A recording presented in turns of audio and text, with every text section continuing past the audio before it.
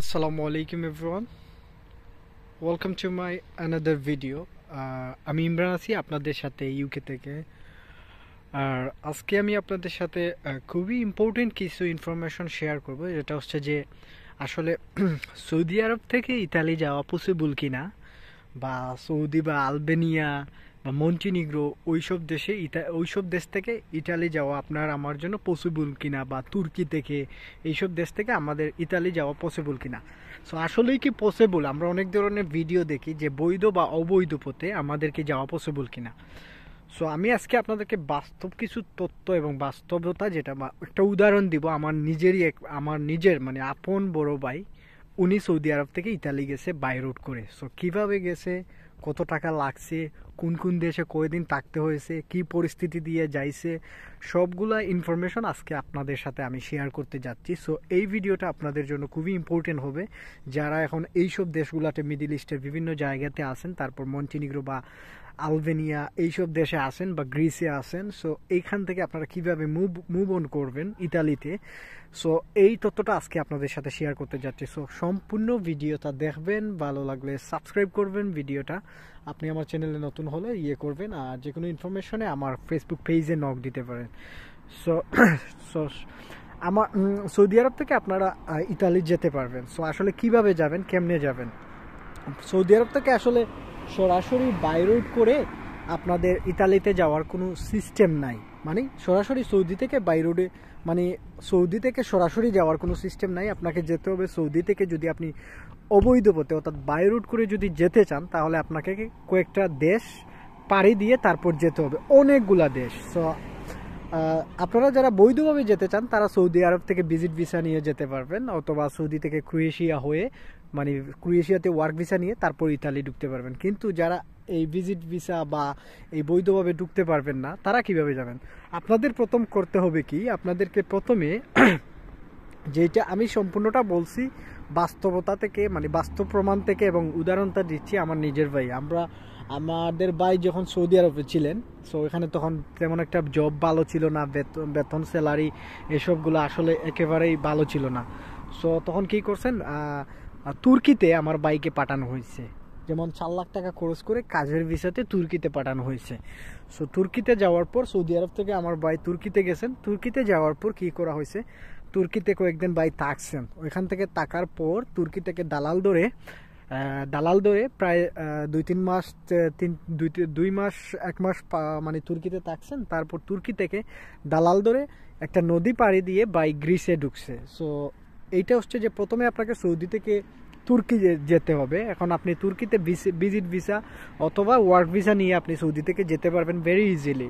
কারো কাছ থেকে বেশি টাকা নেবে, তবে আমাদের কাছ থেকে, মানে যে দালাল ভাই ধরছিল উনার কাছ, মানে আমাদের থেকে প্রচুর টাকা বেশি নিয়ে নিছে। সো আমরা আসলে আজ থেকে 4-5 বছর আগের কথা আমি বলতেছি, তখন আসলে তেমন একটা ধারণা ছিল না আমাদের, যার কারণে বেশি টাকা নিয়ে নিছে। সো আপনাদেরকে প্রথমে তুর্কি যেতে হবে, তুর্কি থেকে গ্রিস যাবেন। সো গ্রিস যাওয়ার পর আমার ভাই ওইখানে প্রায় 6 মাস কাজ করছে গ্রিসে, বিভিন্ন কৃষি কাজ করছেন উনি।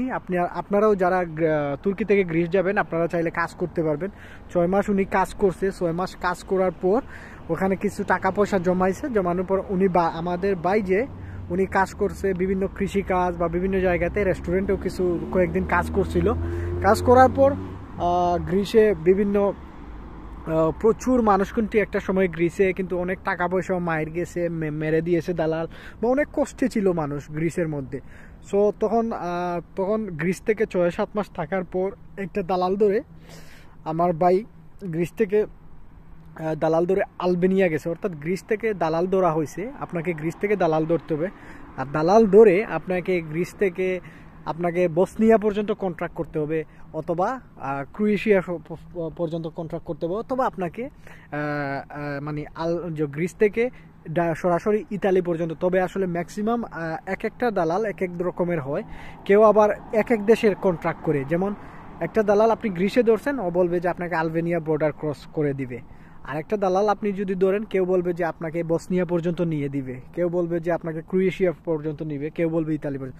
সো আমরা যে দালাল ধরছিলাম ওইটা বসনিয়া পর্যন্ত কন্ট্রাক্ট ছিল, যে বসনিয়া গিয়ে যাওয়ার পর ওখান থেকে বাইকে ছেড়ে দিবে, তারপর অন্য দালাল ধরতে হবে। সো বাই বসনিয়াতে ছিলেন, গ্রিস থেকে আলবেনিয়া ঢুকলো। একেবারে মানে খুবই শর্ট টাইমে আলবেনিয়া ঢুকলো। তারপর আলবেনিয়াতে একটা রেস্টুরেন্টে প্রায় 4-5 দিন ছিলেন, একটা হোটেলে প্রায় ওনারা 10 থেকে 15 জন ছিলেন।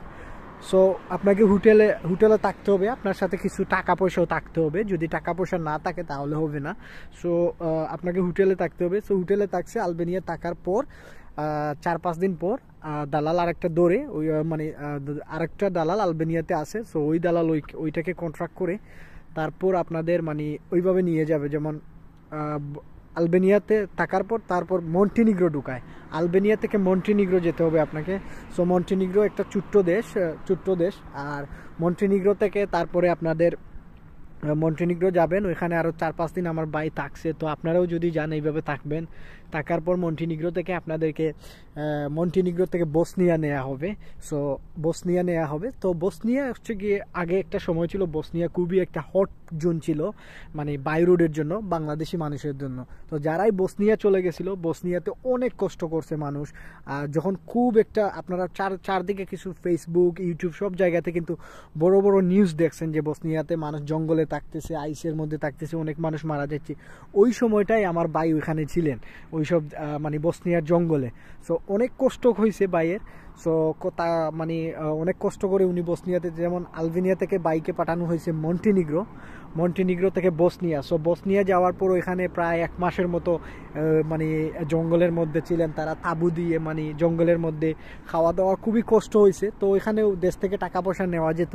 সো ওইভাবে নিচে নেওয়ার পর তখন কিন্তু আসলে বাংলাদেশ থেকে সরাসরি বসনিয়া, মন্টিনিগ্রো এইসব দেশের ভিসা ছিল না বা যাওয়ার কোনো সিস্টেম ছিল না, যার কারণে মানুষ এইভাবে সৌদি থেকে মানে বাই রুট করে যেতে হয়েছে বেশিরভাগই। সো আশা করি বুঝতে পারছেন। তো বসনিয়াতে টাকার দালাল ধরা হয়েছে, দালাল ধরার পর ওই মানে বসনিয়া থেকে ইতালি পর্যন্ত কন্ট্রাক্ট করা হয়েছে। কন্ট্রাক্ট করার পর বাইকে গেম দেয়া হয়েছে। তো প্রথম গেমে মানে ওনাকে ধরে ফেলছে, ক্রোয়েশিয়া বর্ডারে ধরে ফেলছে। ধরে পর আবার ওনাদেরকে ডিপোর্ট করা হয়েছে যে বসনিয়াতে।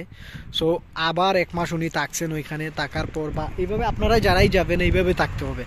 বসনিয়াতে থাকার পর আবার গেম দিছে। তো 2 নাম্বার গেমে আমাদের ভাই সাকসেস হয়েছেন। সো বসনিয়া থেকে ক্রোয়েশিয়া বর্ডার ক্রস করে স্লোভেনিয়ার জঙ্গলে ছিলেন ওনারা, প্রায় 2-3 দিন জঙ্গলে ছিলেন। সো স্লোভেনিয়ার আপনি যদি ক্রোয়েশিয়া বর্ডার পাস করে ফেলেন তাহলে স্লোভেনিয়াতে যদি ঢুকে যান তাহলে স্লোভেনিয়া জঙ্গলে 2-3 দিন থাকে বা রাখে দালালটা, তারপর সুযোগ বুঝে স্লোভেনিয়া থেকে ইটালিতে ঢুকাইয়া দেয়। সো এই হচ্ছে প্রসেস। আপনারা যারা মিডিল ইস্ট থেকে বা সৌদি আরব থেকে বলেন বা তুর্কি থেকে বলেন বা মন্টিনিগ্রো থেকে যাইতে হবে এইভাবে। সো আমি আবারও বলছি, এই যে ফুল প্রসেসে বাইয়ের কত টাকা খরচ হয়েছিল বা আপনাদের কত টাকা খরচ হবে, দেখেন আগে একটা সময় প্রচুর টাকা খরচ হয়েছে, কিন্তু এখন আর এই টাকার পরিমাণটা এত খরচ হয় না। হয়তো আপনাদের এখন ম্যাক্সিমাম 7-8 লাখ টাকার মতো লেগে যেতে পারে এইভাবে বাই রুটে যদি যান। সরি 6-7 লাখ না, যেমন আপনার যদি সৌদি থেকে যান তাহলে এইরকমই লাগবে। আর যদি আপনি মন্টিনিগ্রো থেকে যান তাহলে 3 লাখ 3.5 লাখ টাকার মতো লাগবে, বা আলবেনিয়া থেকে যদি যান এর 4 লাখ টাকার মতো লাগবে। অ্যাপ্রক্সিমেটলি 4-5 লাখ টাকার মতো একটা বাজেট আপনার লাগবে। সো প্রথমে আপনি সৌদি থেকে গেলে সৌদি থেকে তুর্কি